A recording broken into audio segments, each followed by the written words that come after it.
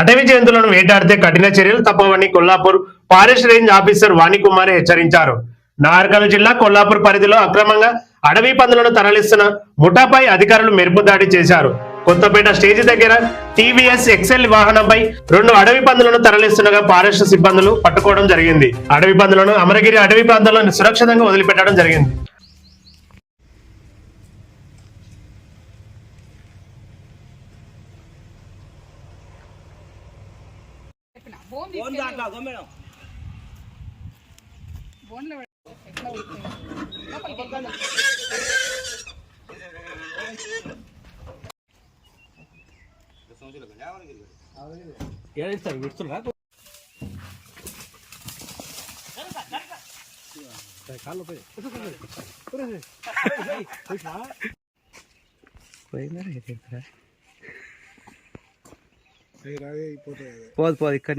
వేటాడడం కూడా చట్టరీత్యా నేరము.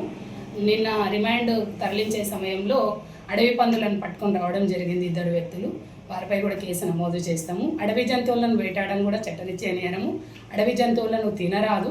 అడవి జంతువుల యొక్క ఆహారానికి మాత్రమే. అడవి జంతువులు ఒకదానిపై ఒకటి ఆధారపడి జీవిస్తూ ఉంటాయి. అడవి పందులు అనేవి చిరుత పులులు, పెద్ద పులుల యొక్క ఆహారము. అవి మనుషుల యొక్క ఆహారం కాదు. కాబట్టి వాటిని వేటాడొద్దని ప్రజలకు తెలియజేస్తుంది. పందువులు ఎట్లా అంటే పొలాల సరౌండింగ్కి వచ్చే వరకు వాటిని ఉచ్చులు లేదా పెట్టి పట్టేసుకొని ఊర్లో వచ్చి మాంసం కింద అమ్మేస్తూ ఉంటారు. వాటిని పబ్లిక్ తెలియక ఏం చేస్తారంటే అడవి మాంసం అనగానే ఒక క్రేజీతోన తీసుకుంటుంటారు. అది చట్టరీత్యా నేరము. వాళ్ళకి కొనే వాళ్ళకు కూడా తెలియకపోవచ్చు ఇది చట్టరీత్యా నేరం. వాళ్ళు అమ్మీరు మేము కొంటున్నాం అనే ఒక భ్రమలో ఉంటారు. కాకపోతే కొన్నవారిపై కూడా కేసు నమోదు చేయబడుతుంది. తిన్నవారిపై కూడా కేసు నమోదు చేయబడుతుంది. అడవి పందులు 2 వ్యక్తులు పట్టుకోవడం జరిగింది. అందులో ఒక అతను దొరకలేదు, పారిపోయాడు. ఒక అతన్ని మాత్రం అదుపులోకి తీసుకొని కేసు విచారణ చేస్తున్నాము. కేసు విచారణ పూర్తయిన నిమిత్తమే తదుపరి చర్య తీసుకుంటాం.